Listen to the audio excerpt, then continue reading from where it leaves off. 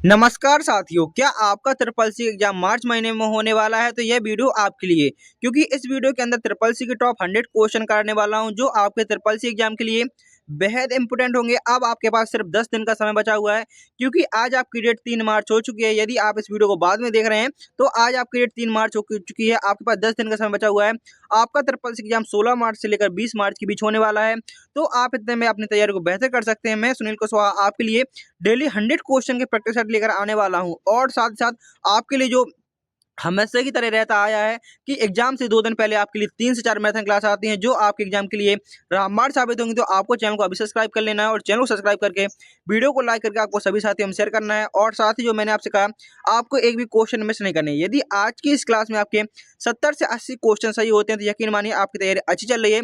तो आज के इस वीडियो को आपको बिना स्किप किए हुए पूरा अंत तक देखना है, और आपको वीडियो के अंत बताना है टोटल आपने 100 क्वेश्चन में से कितने क्वेश्चन सही किए, और यदि आपकी 70-80 में से कम सही हो रहे हैं तो आपको तैयारी करने की और आवश्यकता होगी। तो चलिए शुरू करते हैं। आज की क्लास का हमारा पहला क्वेश्चन क्या पूछा गया है। क्वेश्चन नंबर 1, कंप्यूटर में रैम का क्या कार्य होता है? जो कंप्यूटर में रैम होता है आखिर इसका क्या कार्य होता है?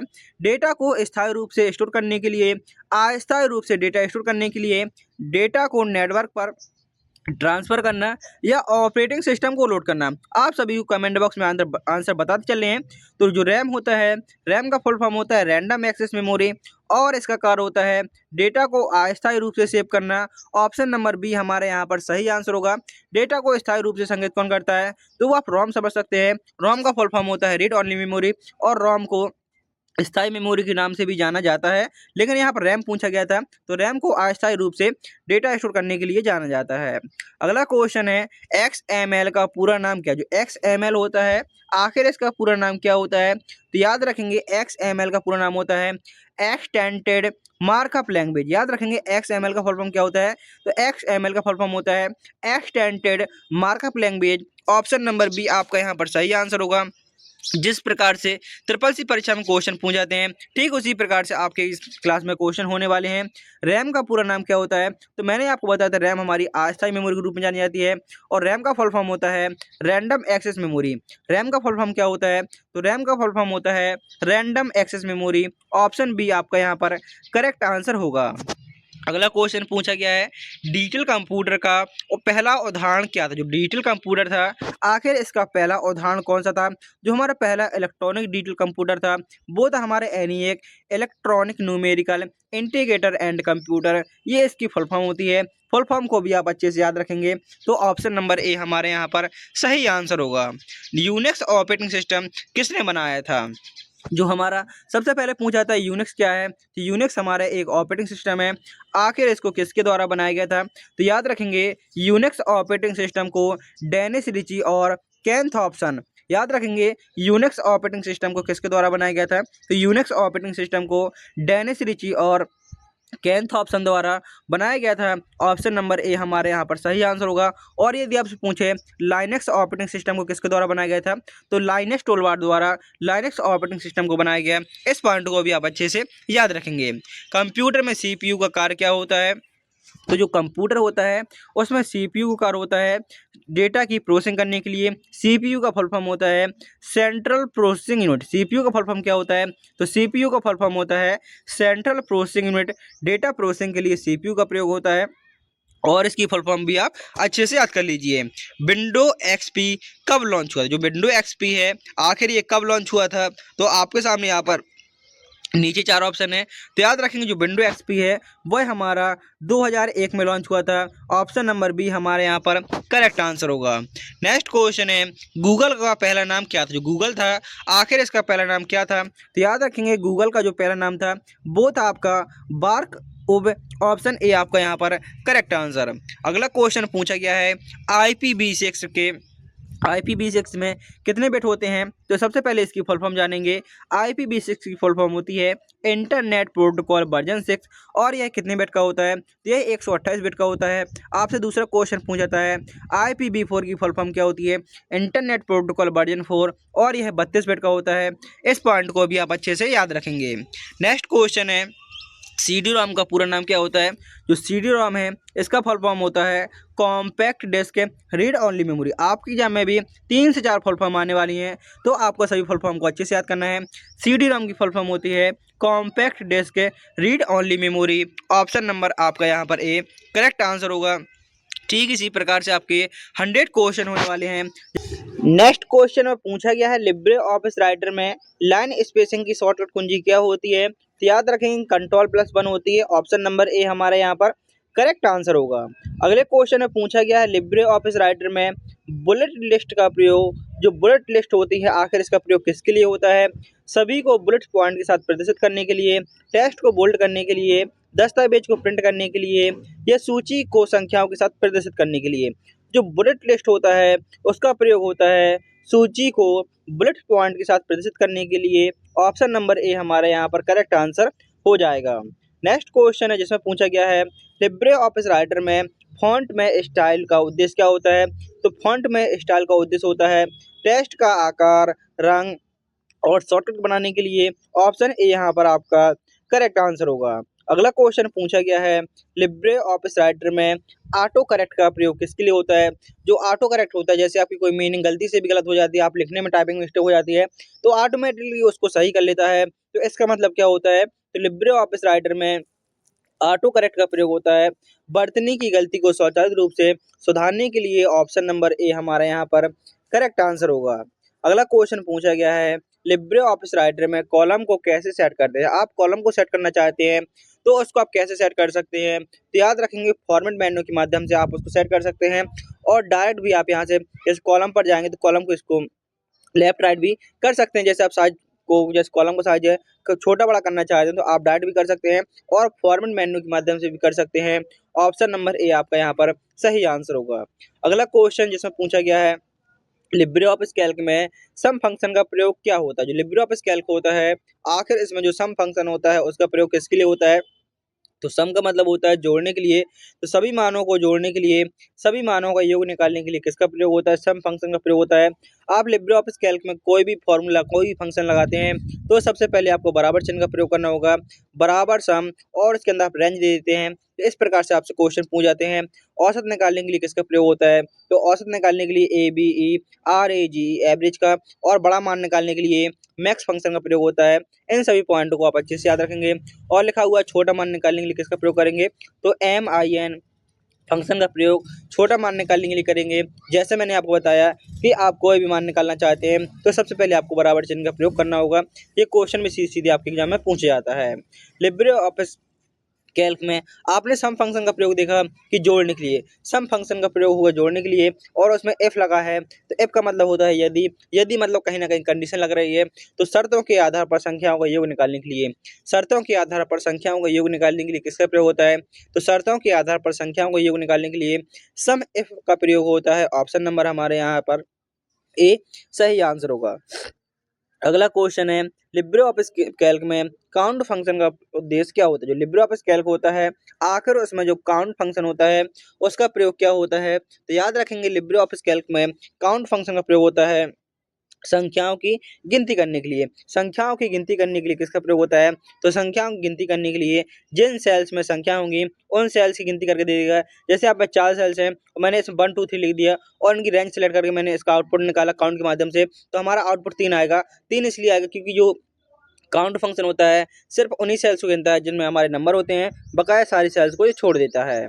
अगला क्वेश्चन है लिब्रे ऑफिस कैल्क में पाइवोट टेबल का उद्देश्य क्या है? तो लिब्रे ऑफिस कैल्क है, आपको वीडियो के अंदर जुड़ा रहना है। यहाँ पर आपके 100 क्वेश्चन है, पूरे 100 में से आपने कितने क्वेश्चन के आंसर सही दिए हैं? यदि आज की इस क्लास में आपके 60 से 70 क्वेश्चन आपके सही होते हैं, यकीन मानिए आपकी तैयारी अच्छी चल रही है। यदि इससे कम सही होते हैं तो आपको तैयारी करने की और अधिक आवश्यकता है।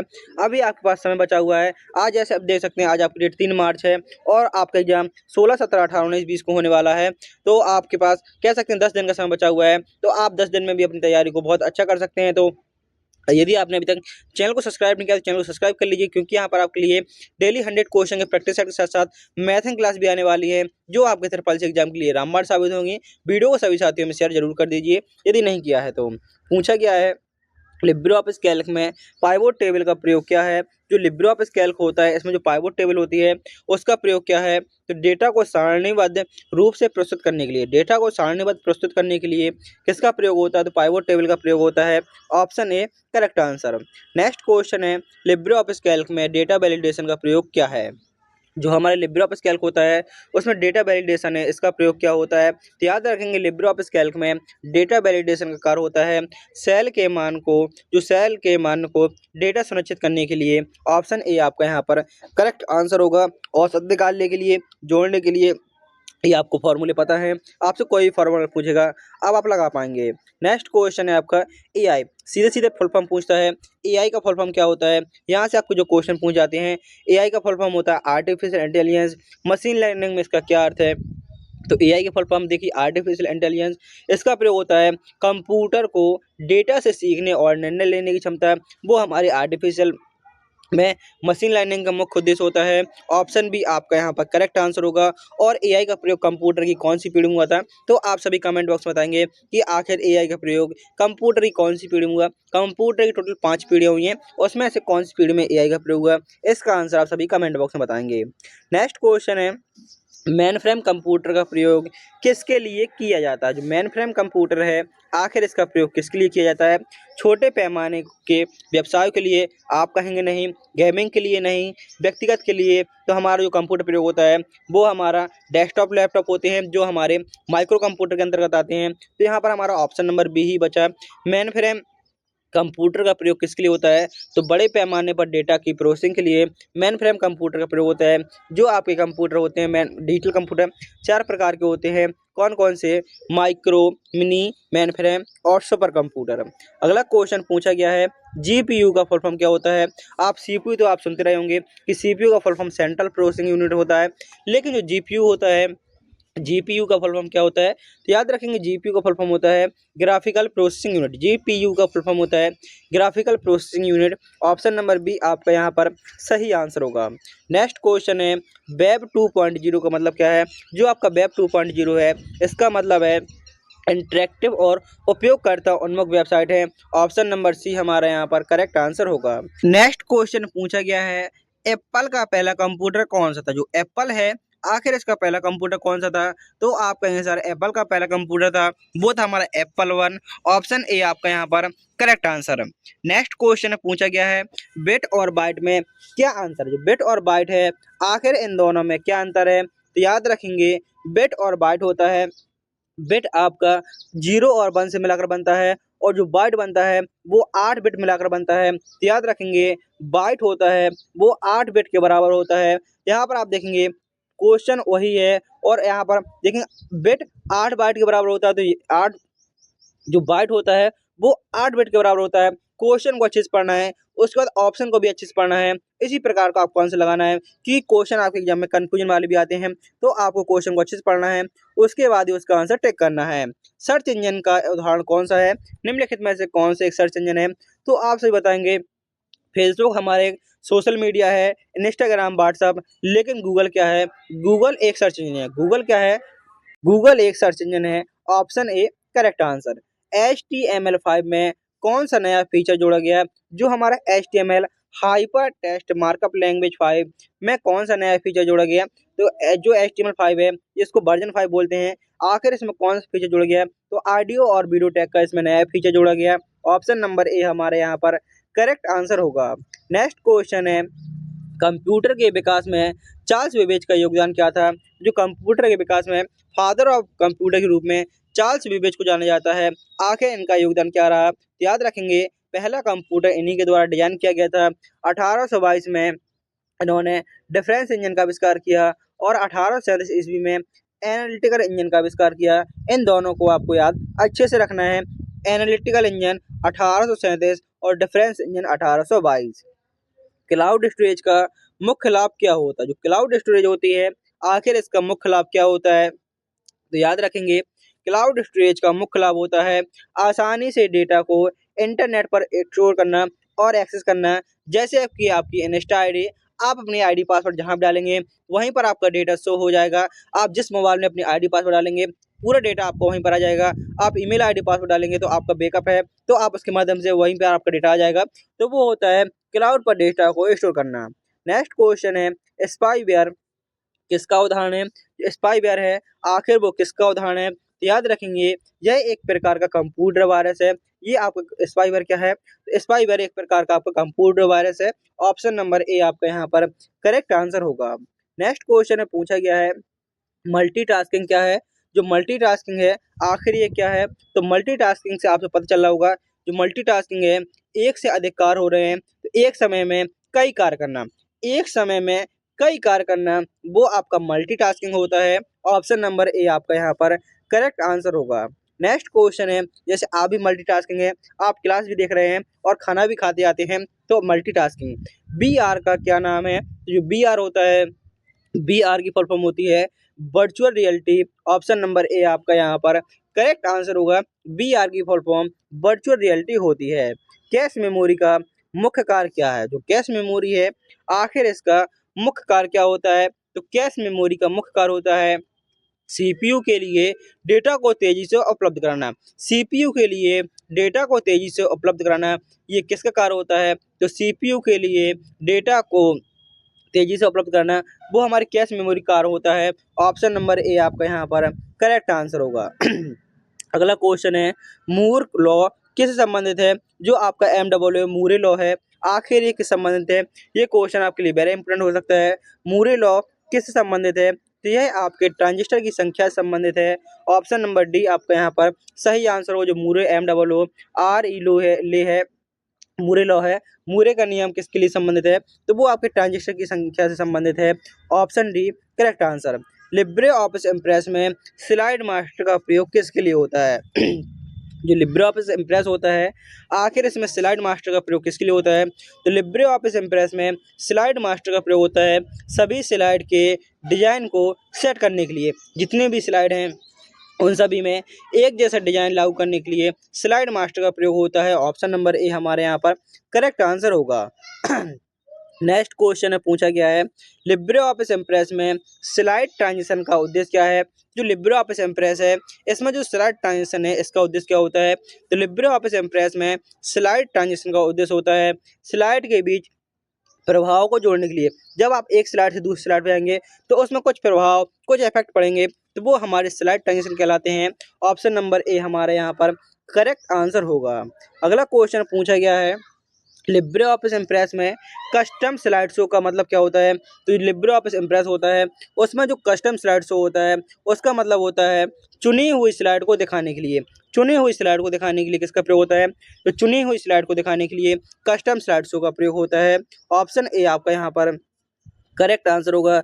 जब आपने स्लाइड को चुन लिया है और आप उनको दिखाना चाहते हैं तो आखिर स्लाइड शो के लिए कौन सी शॉर्टकट कुंजी का प्रयोग करते हैं? तो लिब्रे ऑफिस इम्प्रेस में स्लाइड शो करने के लिए F5 का प्रयोग किया जाता है।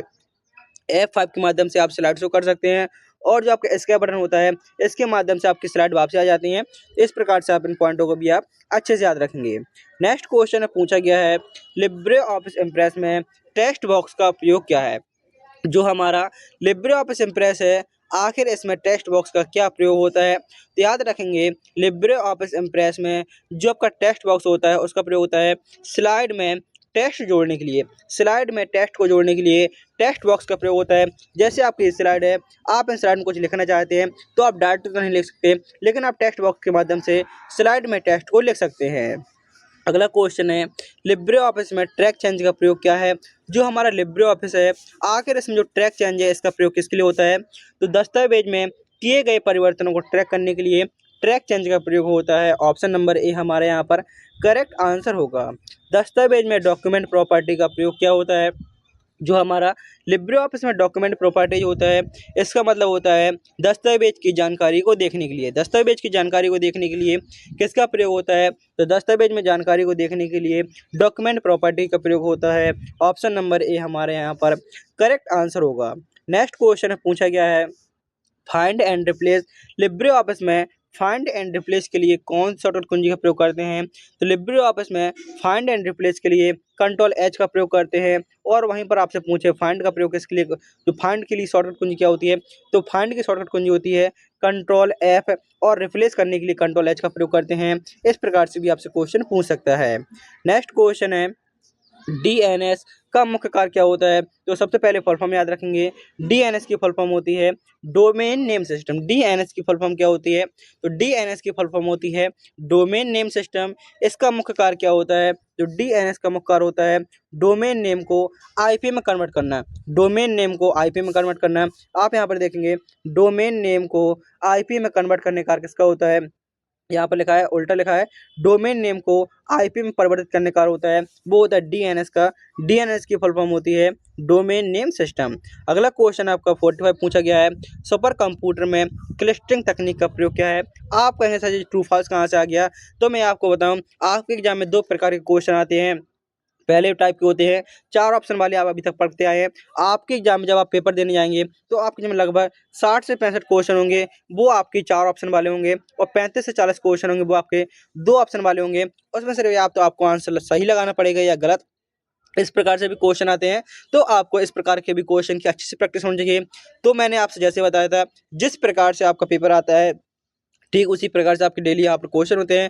काफ़ी साथी होंगे जो वीडियो को शुरू में ही छोड़ के चले गए होंगे, तो उनसे कोई मतलब नहीं है। आप अपनी तैयारी कर रहे हैं, आप अपने फोकस कीजिए, क्योंकि जो मैंने आपको बताया आपके लिए डेली प्रैक्टिस सेट तो आने वाले हैं 100 क्वेश्चन, जिसमें आप डेली अपनी तैयारी को बेहतर करेंगे। और जो आपके लिए मैथन क्लास आने वाली हैं, और जैसे आपकी अभी जो मैथन क्लास आएंगी, एडमिट कार्ड आपका 10 मार्च को आएगा, तो 10 मार्च के बाद आपके लिए मैथन क्लास आएंगी। तो जब तक आप पुरानी मैथन क्लास देख सकते हैं, जैसे ही आप वीडियो सेक्शन में जाएंगे, पॉपुलर पे क्लिक करेंगे, तो पॉपुलर पे क्लिक करने के बाद आपके सामने 4 से 5 मैथन क्लास आएंगी। जैसे एक 600 क्वेश्चन की, 1100 क्वेश्चन की, 1000 क्वेश्चन की। आप इन 3 से 4 मैथन क्लास कर लीजिए, आपका पूरा सिलेबस के अकॉर्डिंग करवाया गया है। और जो आपकी अपडेटेड मैथन क्लास आने वाली हैं, वो आपकी 10-11 तारीख से आना स्टार्ट हो जाएंगी, 16 तक आएंगी, जो आपके एग्जाम के लिए बेहद इंपॉर्टेंट होंगी। जब तक नई नहीं आ रही हैं, तब तक आप पुरानी मैथन क्लास का रिवीजन कर सकते हैं, जो आपके ट्रिपल सी एग्जाम के लिए बहुत इंपॉर्टेंट होंगी। और जैसे बताया, जिस प्रकार से पेपर आता है ठीक उसी प्रकार से आपके यहाँ पर क्वेश्चन कराए जाते हैं। सुपर कंप्यूटर में क्लस्टरिंग तकनीक का प्रयोग किया जाता है, तो आप कहेंगे बिल्कुल सही। इस प्रकार से आपका आंसर होगा सही।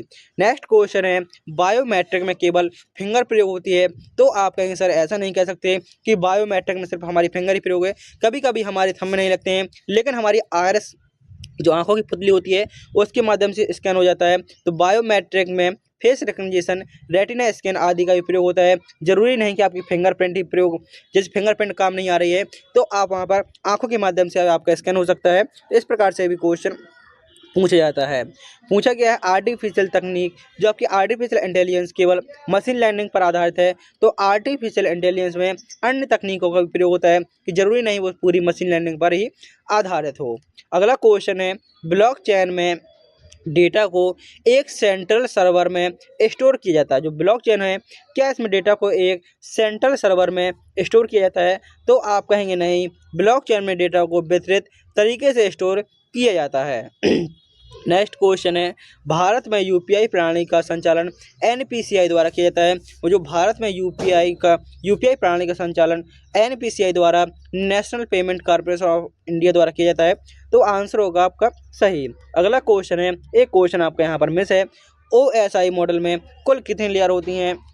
तो याद रखेंगे, ओएसआई मॉडल में टोटल 7 लेयर होती हैं। कौन कौन सी होती हैं? तो सबसे पहले आपकी एप्लीकेशन लेयर होती है, प्रेजेंटेशन लेयर होती है, सेशन लेयर होती है, उसके बाद transport layer, network layer, data link layer, और उसके बाद फिजिकल लेयर होती है। इस प्रकार से याद रखेंगे, जो आपकी पहली लेयर होती है वो एप्लीकेशन लेयर होती है, अंतिम लेयर फिजिकल लेयर होती है। इस प्रकार से टोटल 7 लेयर होती है। आपसे पूछ सकता है कितनी लेयर होती हैं, कौन कौन सी होती हैं, आपको 3 नाम दे देगा, और इसी लेयर के मतलब ओएसआई मॉडल के एक नाम आपको अलग से दे देगा। तो पूछ सकता है कि कौन सी लेयर नहीं होती है निम्नलिखित में से ओएसआई मॉडल में। इस प्रकार से भी आपको अच्छे से याद रखना है। तो 7 लेयर होती हैं, मैंने अभी अभी आपको नाम बताए। IPv6 एड्रेस कितने बिट का होता है? तो आप सर आपने बताया था 128 बिट का होता है। फुल फॉर्म होती है internet protocol version 6। Next question पूछा गया है, HTTP का पूर्ण रूप क्या होता है? जो HTTP आपसे क्वेश्चन यहाँ पर 2 प्रकार से पूछ सकता है, HTTP और HTTPS का फुल फॉर्म क्या होता है? तो HTTP का फुल फॉर्म होता है हाइपर टेक्स्ट ट्रांसफर प्रोटोकॉल। यदि S लग जाए तो S का मतलब होता है सिक्योर, SECURE, S का मतलब होता है secure. HTTP PS hyper text transfer protocol secure. यदि आपने अभी तक वीडियो को लाइक नहीं किया है तो वीडियो को लाइक करके चैनल को सब्सक्राइब कर दीजिए और इस वीडियो को सभी साथियों में जरूर शेयर करें जिनका भी ट्रिपल सी एग्जाम होने वाला है। नेक्स्ट क्वेश्चन है, निम्नलिखित में से कौन सा नेटवर्क टोपोलॉजी नहीं है? नेटवर्क टोपोलॉजी कौन सी नहीं है? तो आप इनके कुछ नाम याद रखेंगे, जैसे आपकी बस टोपोलॉजी होती है, रिंग टोपोलॉजी होती है, बस टोपोलॉजी हो गई, रिंग टोपोलॉजी हो गई, स्टार टोपोलॉजी हो गई, मैश टोपोलॉजी हो गई, ट्री टोपोलॉजी हो गई। और आप देखेंगे आपके यहाँ पर रिंग टोपोलॉजी और बस, स्टार, रिंग और मैश और ट्री, इस प्रकार से आपकी टोपोलॉजी होती हैं। हाइब्रिड टोपोलॉजी भी होती है। तो आपसे पूछ रहा है कौन सी नहीं होती है, तो आपकी ये लाइन टोपोलॉजी नहीं होती है। 3 ऑप्शन के अंदर आपका ये वाला ऑप्शन गलत हो जाएगा। अगला क्वेश्चन है, भारत में ई गवर्नेंस का पहला राज्य कौन सा था? तो भारत में ई गवर्नेंस वाला पहला राज्य केरल था। ऑप्शन सी आपका यहाँ पर करेक्ट आंसर होगा। भारत में डिजी लॉकर सेवा किस वर्ष शुरू हुई? भारत में जो डिजी लॉकर सेवा है आखिर ये कब शुरू हुई? तो याद रखेंगे भारत में जो डिजी लॉकर सेवा है वह आपके 2015 में शुरू हुई। ऑप्शन नंबर बी आपका यहाँ पर करेक्ट आंसर होगा। ई गवर्नेंस का मुख्य उद्देश्य क्या होता है? जो ई गवर्नेंस होता है आखिर इसका मुख्य उद्देश्य क्या होता है? तो याद रखेंगे ई गवर्नेंस का मुख्य उद्देश्य होता है कि ऑप्शन ए डिजिटल दस्तावेज तैयार करना, सरकारी सेवाओं की दक्षता बढ़ाना, नेटवर्क गति बढ़ाना या लोगों को इंटरनेट सिखाना। तो ई गवर्नेंस का मुख्य उद्देश्य होता है सरकारी सेवाओं की दक्षता को बढ़ाना। ऑप्शन नंबर बी आपका यहाँ पर करेक्ट आंसर होगा। नेक्स्ट क्वेश्चन है, LMS का फुल फॉर्म याद रखेंगे। LMS का फुल फॉर्म होता है लर्निंग मैनेजमेंट सिस्टम। इसका प्रयोग किसके लिए होता है? तो ऑनलाइन कोर्स प्रबंधन के लिए आपका LMS लर्निंग मैनेजमेंट सिस्टम का प्रयोग होता है। जैसे लर्निंग से आपको समझ में आ रहा होगा कहीं से कहीं एजुकेशन संबंधित है, तो आपके ऑनलाइन कोर्स प्रबंधन, ऑप्शन ए करेक्ट आंसर।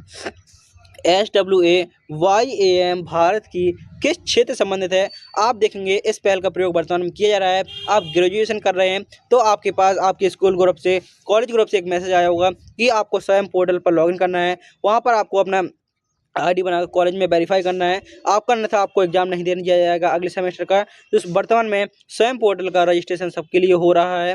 तो इस प्रकार से पूछ सकता है। तो याद रखें स्वयं पोर्टल का उद्देश्य क्या है? तो ई लर्निंग के लिए SWAYAM का प्रयोग होता है। ऑप्शन नंबर बी आपका यहाँ पर करेक्ट आंसर होगा। MOOC का पूर्ण रूप क्या है? जो MOOC है इसका फुल फॉर्म होता है मैसिव ओपन ऑनलाइन कोर्स। ये फुल फॉर्म भी आपसे काफ़ी बार पूछ जाती है। MOOC का फुल फॉर्म क्या होता है? तो मैसिव ओपन ऑनलाइन कोर्स, ये इसकी फुल फॉर्म होती है। अगला क्वेश्चन है, 3D प्रिंटर किस तकनीक का प्रयोग करता है? जो 3D प्रिंटर है आखिर वो किस तकनीक का प्रयोग करता है? तो याद रखेंगे 3D प्रिंटर होता है वो एक्टिव मैन्युफैक्चरिंग का प्रयोग करता है। ऑप्शन नंबर हमारे यहाँ पर बी सही आंसर होगा। अगला क्वेश्चन है, सुपर कंप्यूटर बनाने में कौन सी तकनीक का प्रयोग होता है? जो सुपर कंप्यूटर होता है आखिर इसको बनाने में कौन सी तकनीक का प्रयोग होता है? तो याद रखेंगे सुपर कंप्यूटर को बनाने के लिए क्लस्टरिंग का प्रयोग होता है। ऑप्शन नंबर बी आपका यहाँ पर करेक्ट आंसर होगा। नेक्स्ट क्वेश्चन में पूछा गया है, भारत में निर्मित पहला सुपर कंप्यूटर कौन सा था? तो भारत में निर्मित पहला सुपर कंप्यूटर था वो था आपका परम 8000, जिसको विजय भाटकर पांडुरंग द्वारा बनाया गया।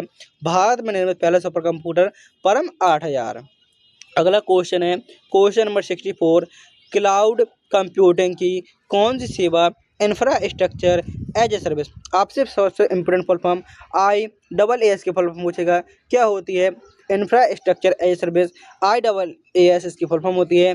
PaaS की फुल फॉर्म होती है प्लेटफॉर्म एज ए सर्विस और SaaS की फुल फॉर्म होती है सॉफ्टवेयर एज ए सर्विस। इस प्रकार की फुल फॉर्म आपसे पूछ सकता है।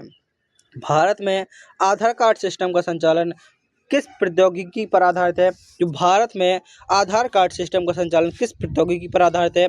तो वो आपके बायोमेट्रिक पर आधारित है। ऑप्शन नंबर ए आपका यहाँ पर करेक्ट आंसर होगा। आर्टिफिशियल इंटेलिजेंस में प्रयोग होने वाले एल्गोरिथम मुख्य प्रकार कौन सा है? आर्टिफिशियल इंटेलिजेंस में प्रयोग होने वाला एल्गोरिथम मुख्य प्रकार कौन सा है? तो वो है आपका neural network. Option number B आपका यहाँ पर करेक्ट आंसर होगा। ऑप्टिकल फाइबर का मुख्य कार्य क्या होता है? जो ऑप्टिकल फाइबर होता है इसका मुख्य कार्य क्या होता है? तो ऑप्टिकल फाइबर का मुख्य कार्य होता है डेटा को प्रकाश तरंगों के रूप में स्थानांतरित करना। ऑप्शन नंबर आपके यहाँ पर बी सही आंसर होगा। IoT की फुल फॉर्म होती है इंटरनेट ऑफ थिंग्स। आपसे सीधा फुल फॉर्म पूछ सकता है IoT की फुल फॉर्म क्या होती है, तो IoT की फुल फॉर्म होती है internet of things. Device connectivity के लिए इसका प्रयोग होता है। ऑप्शन नंबर ए आपका यहाँ पर करेक्ट आंसर होगा। नेक्स्ट क्वेश्चन है आर्टिफिशियल इंटेलिजेंस तकनीक किस पीढ़ी कंप्यूटर में प्रयोग करता था। तो मैंने आपको बताया था, आपसे क्वेश्चन पूछा था आर्टिफिशियल इंटेलिजेंस तकनीक का प्रयोग कंप्यूटर की कौन सी पीढ़ी में हुआ था। तो याद रखेंगे इसका प्रयोग 5वीं पीढ़ी में किया गया था। कंप्यूटर की पहली पीढ़ी में वैक्यूम ट्यूब का प्रयोग, दूसरी में ट्रांजिस्टर, तीसरी में IC और चौथे में माइक्रो प्रोसेसर और 5वीं में आर्टिफिशियल इंटेलिजेंस तकनीक का प्रयोग हुआ। इन पीढ़ियों को भी आप अच्छे से याद रखेंगे।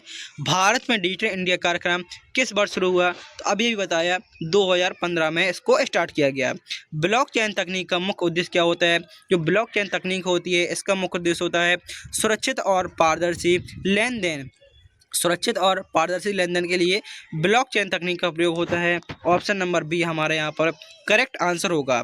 राउटर का मुख्य कार्य क्या है। जो राउटर है आखिर इसका मुख्य कार्य क्या है, तो याद रखेंगे राउटर का मुख्य कार्य होता है नेटवर्क को कनेक्ट करना। नेटवर्क को कनेक्ट करने का कार्य किसका होता है, तो ये हमारे राउटर का होता है। ऑप्शन नंबर बी आपका यहाँ पर सही आंसर होगा। क्लाउड कंप्यूटिंग में डेटा बैकअप का जो क्लाउड कंप्यूटिंग में डेटा का बैकअप किस पर किया जाता है, तो क्लाउड कंप्यूटिंग में डेटा का बैकअप है वो आपके रिमोट सर्वर पर किया जाता है। ऑप्शन नंबर बी आपका यहाँ पर सही आंसर होगा। नेक्स्ट क्वेश्चन है EVM का पूरा नाम क्या है। जो EVM है आखिर इसका पूरा नाम क्या होता है, तो EVM का फुल फॉर्म होता है इलेक्ट्रॉनिक वोटिंग मशीन। EVM का फुल फॉर्म क्या होता है, तो EVM का फुल फॉर्म होता है electronic voting machine. Option number A आपका यहाँ पर सही आंसर होगा। भारत में ई गवर्नेंस का सबसे बड़ा उदाहरण कौन सा है, ई गवर्नेंस का आधार card, GST, digi locker. Option D आपका यहाँ पर करेक्ट आंसर। ये सभी ही आपके सबसे बड़े उदाहरण हैं। जैसे आधार कार्ड आपका सभी के लिए, GST और डिजी लॉकर ये आपके सभी के लिए। अगला क्वेश्चन है TCP IP मॉडल में 4 लेयर होते हैं। जो आपका TCP IP मॉडल होता है transmission control protocol, internet protocol, क्या इसमें 4 लेयर होती हैं, तो आप कहेंगे बिल्कुल सही है। Next question IPv6 address 64 bit का होता है, तो आप कहेंगे नहीं। जो IPv6 एड्रेस होता है वह 128 बिट का होता है। और आपको कमेंट में बताना है IPv4 एड्रेस कितने बिट का होता है। इसका आंसर आप सभी को बताना है। HTTP एक सिक्योर प्रोटोकॉल है, तो आप कहेंगे नहीं। जो हमारा HTTPS होता है वो हमारा सिक्योर होता है, HTTP सिक्योर नहीं होता है, इसलिए इसका आंसर होगा false. DNS domain name system IP address बदलने को होता है। जो आपका DNS होता है domain name system IP address को डोमेन में बदलने का होता है। तो आप यहाँ पर जो क्वेश्चन में मिस्टेक हुई है वो डोमेन नेम का होता है। जो आपका DNS का कार्य होता है डोमेन को IP में बदला जाता है। इस प्रकार से आपका आंसर जो मैंने आपको स्टार्टिंग में बताया था ये क्वेश्चन आपका मिस्टेक है। जो IP को नहीं, जो आपको डोमेन को IP में बदलने का कार्य करता है वो करता है DNS। नेक्स्ट क्वेश्चन है मैक एड्रेस नेटवर्क डिवाइस। जो मैक एड्रेस होता है नेटवर्क डिवाइस पर यूनिक फिजिकल एड्रेस होता है। जो फिजिकल एड्रेस होता है वो आपका मैक एड्रेस होता है, इसलिए इसका आंसर हो जाएगा आपका सही। अगला क्वेश्चन है लैन का full form local area network है। जो लैन है इसका full form local area network है, तो आप कहेंगे बिल्कुल सही है। जो लैन का फुल फॉर्म होता है वो लोकल एरिया नेटवर्क होता है। नेक्स्ट क्वेश्चन में पूछा गया है वाईफाई का इस्तेमाल केवल डेटा ट्रांसफ़र के लिए वायर्ड कनेक्शन के रूप में होता है। जो हमारा वाईफाई होता है इसका प्रयोग डेटा ट्रांसफ़र के लिए वायर्ड कनेक्शन के रूप में होता है, तो आप कहेंगे नहीं कि आपका वायरलेस कनेक्शन भी हो सकता है, इसलिए इसका आंसर होगा आपका फॉल्स। नेक्स्ट क्वेश्चन में पूछा गया है क्लाउड कंप्यूटिंग में डेटा लोकल डिवाइस में स्टोर होता है। जो क्लाउड कंप्यूटिंग होता है क्या इसमें डेटा आपका लोकल डिवाइस में स्टोर होता है, तो आप कहेंगे नहीं। डेटा को रिमोट सर्वर पर स्टोर किया जाता है, जैसे कि मैंने आपको एग्जाम्पल में बताया था।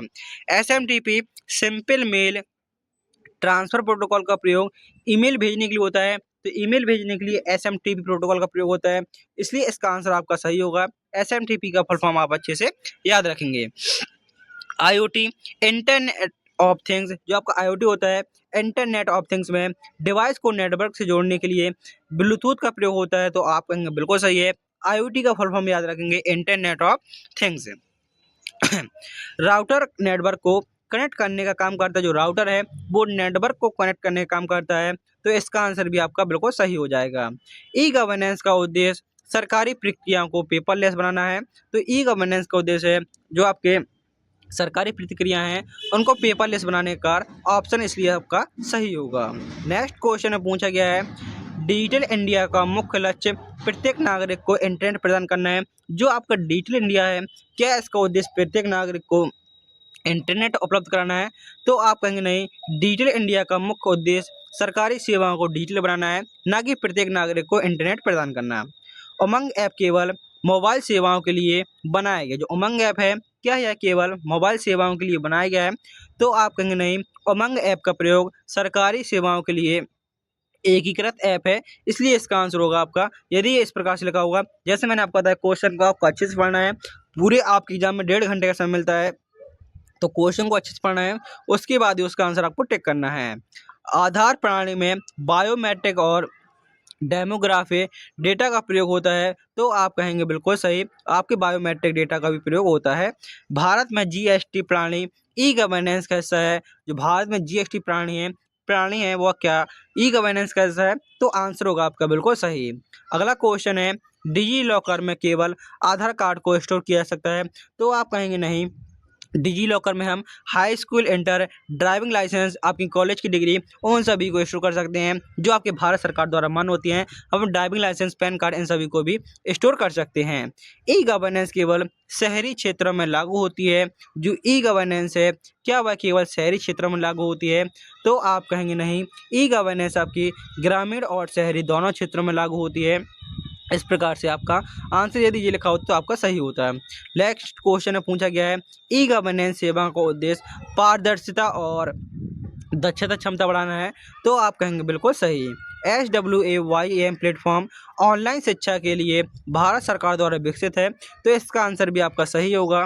नेक्स्ट क्वेश्चन MWC का उद्देश्य शिक्षा को सभी के लिए सुलभ बनाना है। तो आंसर होगा आपका बिल्कुल सही। MWC का उद्देश्य है शिक्षा को सभी के लिए सुलभ बनाना है, इसलिए इसका आंसर होगा ट्रू। ई लर्निंग सामग्री का प्रबंधन लर्निंग मैनेजमेंट LMS के माध्यम से किया जाता है। तो आप कहेंगे बिल्कुल सही।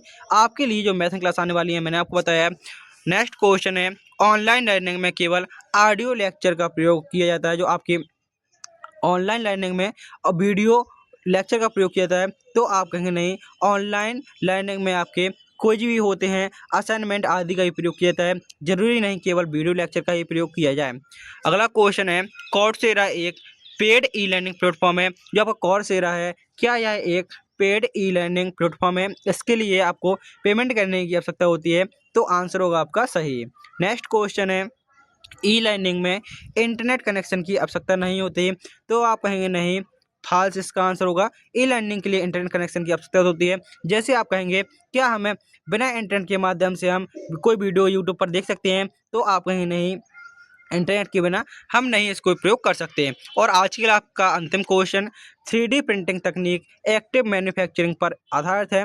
तो आंसर होगा सही। इस प्रकार से आपने 100 क्वेश्चन पूरे किए। उम्मीद करता हूं कि आपको वीडियो पसंद आया होगा। और आप क्वेश्चन 100 में से कितने क्वेश्चनों के आंसर सही दिए हैं, इसका आंसर आपको कमेंट बॉक्स में बताना है। यदि आपने अभी तक वीडियो को लाइक किया है तो वीडियो को लाइक करके चैनल को सब्सक्राइब कर दीजिए। और आपके सामने कुछ मैथन क्लास आ चुकी होंगी, तो आपको इन मैथन क्लास को देख लेना है, जो आपके ट्रिपल एग्जाम के लिए बेहद इंपॉर्टेंट होंगी। मिलते हैं नेक्स्ट वीडियो में, नेक्स्ट मैथन क्लास में। जब तक के लिए जय हिंद, जय भारत, वंदे मातरम। अपनी तैयारी में अच्छे से लगे रहिए, आप अच्छे ग्रेड से पास होंगे।